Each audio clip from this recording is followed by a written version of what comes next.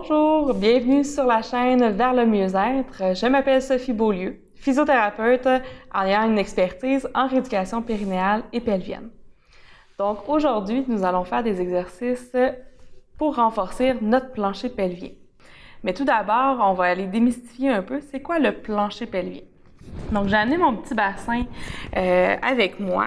Donc le plancher pelvien, c'est un muscle, un regroupement de muscles qui va être dans notre bassin, qui s'attache à l'avant au niveau de notre pubis et qui va se terminer vers notre coccyx.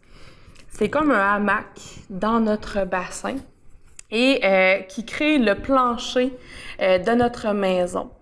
Le toit de notre maison est le diaphragme, le muscle de la respiration. Et les murs de notre maison est constitué de notre transverse de l'abdomen, qui est le muscle le plus profond au niveau des abdominaux, et avec les petits muscles en arrière qu'on appelle les multifides. Donc, ensemble, nous allons faire des exercices qui vont aller chercher notre plancher pelvien.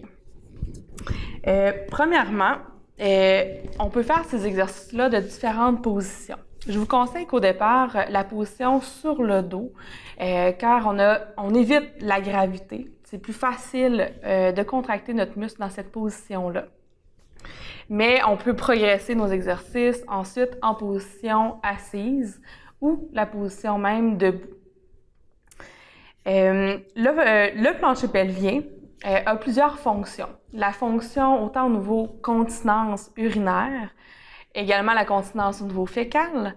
Il vient supporter au niveau de vos organes pelviens, donc autant au niveau de la vessie, de l'utérus chez la femme et le rectum également. Il y a un rôle de stabilité au niveau lombaire et au niveau du bassin par sa constitution de notre plancher, de notre maison. Il y a également une fonction sexuelle chez l'homme un peu plus au niveau de l'érection du pénis et chez la femme au niveau de l'engorgement et de l'érection du clitoris. Donc, en le travaillant, en le renforçant ensemble, on va aider à minimiser les impacts que vous pouvez avoir suite à des traitements reliés à votre cancer. Les capacités du plancher pelvien qu'on va travailler ensemble, ça va être au niveau de la force, au niveau de l'endurance, également du plancher pelvien, sa rapidité de contraction également. Donc, quand, par exemple, on a une toux, un éternuement, il faut que le plancher pelvien soit assez rapide pour venir fermer la valve, si on peut dire, pour éviter d'avoir des fuites urinaires. Et également, il faut apprendre aussi à relâcher notre plancher pelvien. Donc, il ne faut pas oublier, surtout dans les cas de douleur, d'avoir un relâchement au niveau du plancher pelvien. Donc, on va travailler toutes ces fonctions-là ensemble. On va commencer notre séance pratique là, avec des exercices de respiration. Donc, tantôt, on parlait que le toit de notre maison est le diaphragme et le plancher, notre plancher pelvien. Ces deux muscles-là travaillent en piston.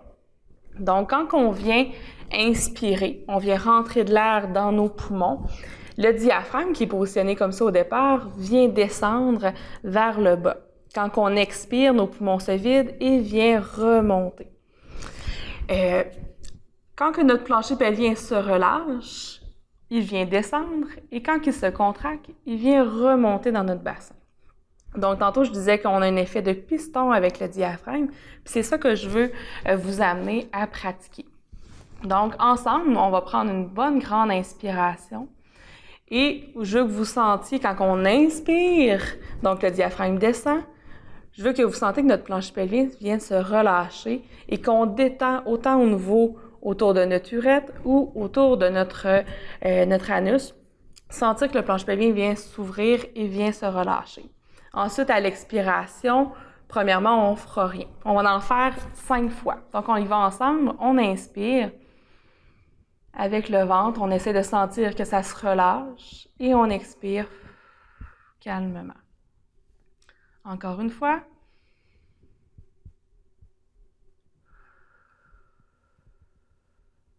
Laissez relâcher le plancher pelvien à l'inspiration.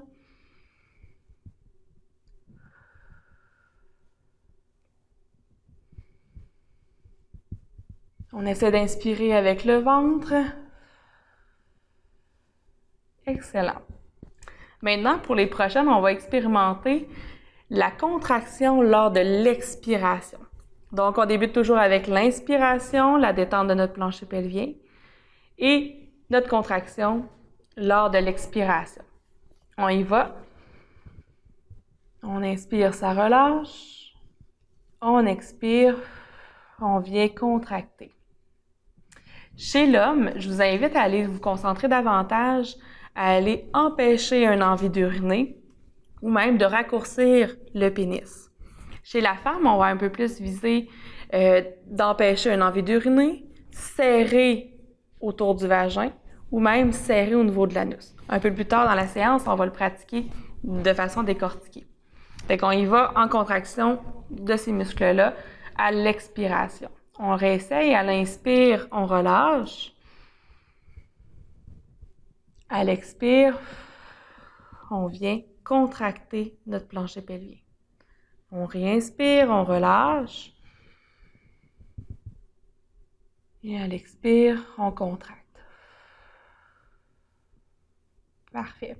Donc, cette technique-là aide à venir aider au relâchement de votre plancher pelvien, mais également travaille au niveau de la contraction un petit peu plus rapide pour aider, exemple, si on appelle ça le verrouillage, donc de contracter notre plancher pelvien avant et pendant un effort tel que la toux, l'éternuement ou toute levée de charge. Donc, je vous conseille de venir contracter votre plancher pelvien de cette manière-là pour éviter, entre autres, d'avoir des fuites. L'autre exercice que je vous suggère aujourd'hui, c'est un peu plus de se concentrer sur la partie postérieure de notre plancher pelvien, qu'on appelle précisément le releveur de l'anus. Donc, pour les prochains exercices, je veux que vous envoyiez la commande d'empêcher un gaz. Autant chez l'homme que la femme, c'est la même consigne pour cette partie-là. Je vais vous demander de tenir la contraction pendant 5 secondes et ensuite, on va venir relâcher la contraction. On peut le faire, comme je vous disais tantôt, soit couché sur le dos, vu que c'est la position la plus facile, ou de position assise.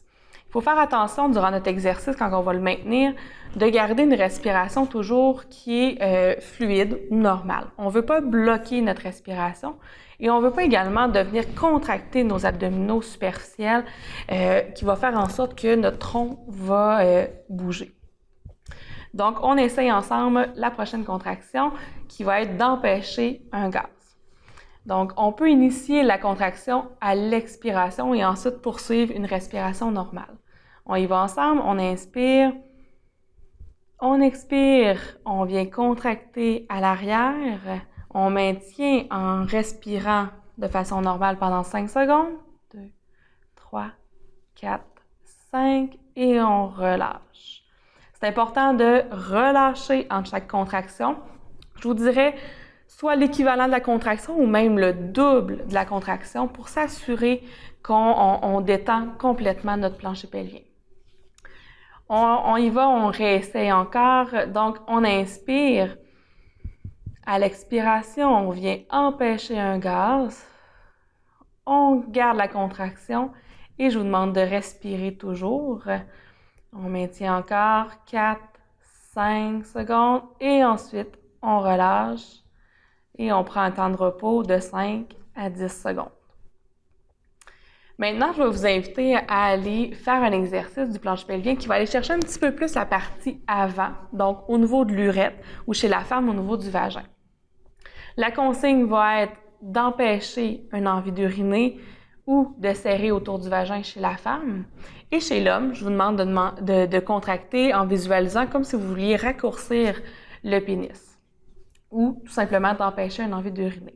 Encore là, on va tenir la contraction pendant 5 secondes et on va faire un temps de repos de 5 à 10 secondes pour s'assurer que le plancher pelvien se relâche. Donc, on s'essaye ensemble pour la contraction à l'avant. On inspire, on expire, on va empêcher une envie d'uriner ou raccourcir le pénis ou serrer autour du vagin. Tiens 5 secondes et on relâche. C'est important de toujours bien respirer durant la contraction et évidemment coucher, c'est plus facile à aller éviter ces compensations-là Et progressivement, quand vous allez avoir plus de force, vous allez pouvoir tenter l'exercice en position assise. On le refait ensemble, donc la contraction un peu du plancher pelvien en avant. On inspire, on expire, on vient serrer l'urètre, empêcher une envie d'uriner. On maintient en respirant pendant 5 secondes. 2, 3, 4, 5. Et ensuite, on relâche, on prend un temps de repos. Donc ça, on peut répéter pour avoir un objectif d'environ 10 fois 10 secondes. Mais tout dépend également de vos capacités musculaires. On va aller chercher une fatigue de votre muscle, mais on ne veut pas non plus que vous compensez avec soit vos cuisses, soit vos abdominaux, soit vos fesses. On veut vraiment être spécifique au niveau du plancher pelvien. Donc, maintenant, je veux qu'on pratique, je l'appelle la vague. On a décortiqué la partie avant et la partie postérieure. Maintenant, on va le faire de façon à engager les deux parties l'une à l'arrière de l'autre. Donc, à la prochaine expiration, je vais vous demander de contracter pour empêcher un gaz et ensuite d'aller chercher la partie avant, donc d'empêcher une envie d'uriner. On va maintenir pendant 5 secondes et ensuite, on va relâcher complètement le plancher pelvien. On s'essaie. Donc, on inspire, on expire, on serre, empêcher un gaz, empêcher une envie d'uriner. On respire de façon normale, on maintient pendant 5 secondes. 2, 3, 4, 5 et ensuite, on relâche. On prend un temps de repos, encore là 5 à 10 secondes selon votre capacité à relâcher. Et on peut le répéter, encore là, d'en arrière vers l'avant, on s'essaie. On expire, on vient contracter en arrière, en avant. On maintient pendant 5 secondes. 3, 4, 5 et ensuite, on relâche. Excellent. Maintenant, on peut faire la vague aussi de façon avant vers l'arrière. Donc, on l'essaye pour les prochaines contractions ensemble. On inspire, on initie notre contraction à l'expiration. On empêche une envie d'uriner. On empêche ensuite une envie de gaz. On maintient la contraction pendant 5 secondes. 3, 4, 5 et ensuite, on relâche. On s'assure de ne pas contracter au niveau des cuisses, ni des fesses et non plus au niveau de nos abdominaux. Donc, cet exercice va aller chercher vraiment le plancher pelvien de façon globale. Au final, c'est ça qu'on veut au niveau fonctionnel, que notre plancher pelvien soit capable de se contracter de façon globale et complète. Je voulais vous faire pratiquer également au niveau du verrouillage. Le verrouillage, c'est le plancher pelvien qui vient se contracter juste avant et pendant une activité qui augmente la pression dans notre maison. Exemple, la toux, l'éternuement ou quand vous soulevez une charge. Donc, on veut pratiquer de ce verrouillage-là en contractant notre plancher pelvien de façon globale et ensuite, on va venir tousser et ensuite, on va sentir que ça relâche. Fait que je veux juste que vous sentiez le feeling que ça fait quand on vient contracter notre plancher pelvien juste avant. On veut sentir que ça vient nous supporter au niveau de notre plancher pelvien. Donc, on essaie, on va venir contracter tout notre plancher pelvien et ensuite une toux et ensuite on relâche. Fait que dans le quotidien, je vous encourage à le pratiquer quand vous allez tousser ou éternuer, mais pas nécessairement en exercice précis, vraiment plus de l'intégrer dans votre quotidien. Donc, tous ces exercices-là qu'on a pratiqués ensemble aident à aller améliorer la fonction de notre plancher pelvien pour limiter les impacts suite à des interventions oncologiques. Donc, limiter au niveau des incontinences, entre autres, mais aider aussi à la vascularisation de nos tissus par l'activation du plancher pelvien. Donc, merci de votre écoute et je vous encourage de partager la vidéo. Merci!